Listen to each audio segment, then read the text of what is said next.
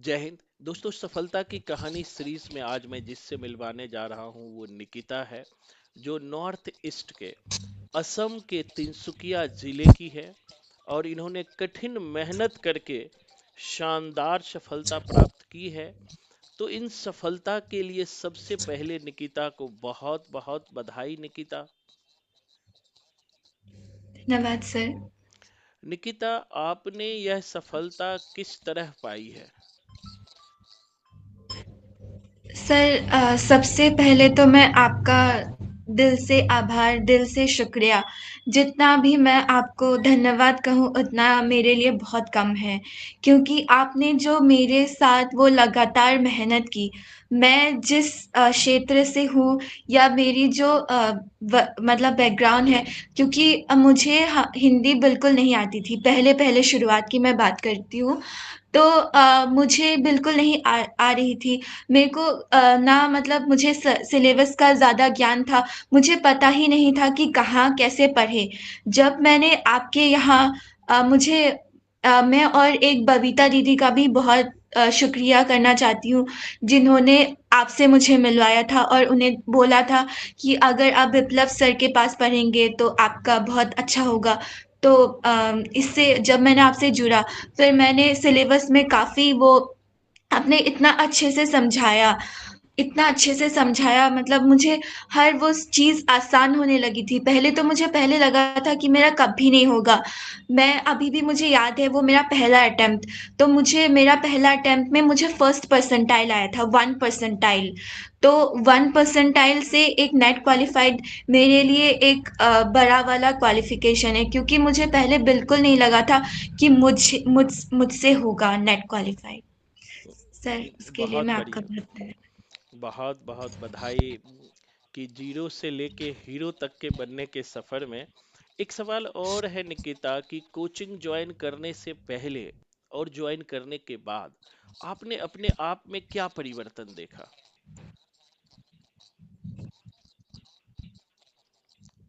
Sir, coaching join करने के पहले तो मुझे हिंदी साहित्य पर ज्ञान तो था, पर उतना गहरे से अध्ययन या इतना गहरे से वो समझ नहीं आ रहा था। और अगर मैं जो कि भारतीय काव्य शास्त्र या पाश्चात्य काव्य शास्त्र की मैं बात करूँ, वो एक ऐसा पोर्शन है जो आसानी से समझ में या आसानी से याद नहीं होता। पर आपने लगातार हमारे साथ लगातार उस चीज़ को रटवाने, मतलब उस चीज़ को समझाने की, हमें कोडिंग सिखाया कि कैसे-कैसे याद होता है। अभी भी मैं ऑफ़लाइन क्लास में जब जाती हूँ, तो आप कितना अच्छे से समझाते, चाहे वो निबंध का हो, भारतीय काव्य शास्त्र हो, पाश्चात्य काव्य शास्त्र हो या भाषा हो, किसी भी सेक्शन में आप इतना सरल तरीके से समझा देते हैं। वो उससे मतलब मेरे में बहुत ज़्यादा सुधार आई।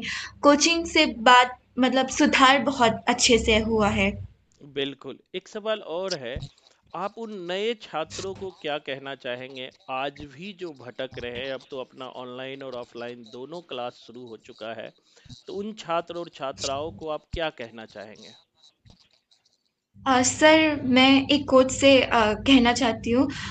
एक स्वामी विवेकानंद का बहुत बड़ा फ़ेमस कोट है, "उठो जागो तब तक नहीं रुको, जब तक लक्ष्य की प्रार्थना करो।" अर्थात arise awake and stop not till the goal is reached. मैं उन छात्रों को ये सलाह देना चाहती हूँ कि अगर मैं 0 से 100 तक पहुँच सकती हूँ, तो आप में भी वो वैसी क्षमता है कि आप भी कर सकते हो। अगर मैं कर सकती हूँ, तो आप क्यों नहीं कर सकते? और ये भी है कि मतलब और ये भी है कि आप अच्छे से करो, नेट कोई टफ नहीं है। अगर आप बिप्लब सर के पास जुड़ते हो, मैं अगर 0 में से 100 तक पहुँच पहुँच गई हूँ, तो आप भी सर के साथ जुड़ने से आप भी 0 से 100 तक 100 तक पहुँच जाएँगे। पर आप अपने से विश्वास रखिए सर। और एक भी मैं बताना चाहती हूँ कि आपके जो मोटिवेशन, अभी भी मुझे याद है कि मैंने बीच में बहुत बड़ा लंबा वाला गैप ले लिया था। तो आपने मुझे एक बार डाँटा था कि क्यों नहीं आई क्लास में। सर, वो भी मुझे बहुत ज़्यादा प्रभाव किया। तो मैंने लगा कि हाँ, शायद सर मुझसे एक्सपेक्टेशंस कर रहे थे और सर शायद मुझसे कुछ उम्मीद रख रहे, तो मैंने भी उस चीज़ का ध्यान रखा। और सर आपको तो मैं जितना भी धन्यवाद करूँ उतना ही मेरे लिए बहुत कम है। Thank you Nikita. एक सवाल और है कि खास करके हिंदी और प्रथम पत्र, बहुत सारे बच्चों जी। को मैं देखता हूँ कि वो हिंदी तो पढ़ते हैं लेकिन प्रथम पत्र पर ध्यान नहीं देते हैं। उन छात्र और छात्राओं को आप क्या कहेंगे?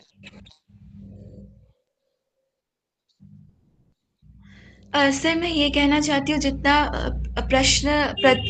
जितना द्वितीय पत्र जितना महत्वपूर्ण है, उतना ही प्रथम पत्र आपके पेपर में या आपका स्कोर करने में उतना ही महत्वपूर्ण है।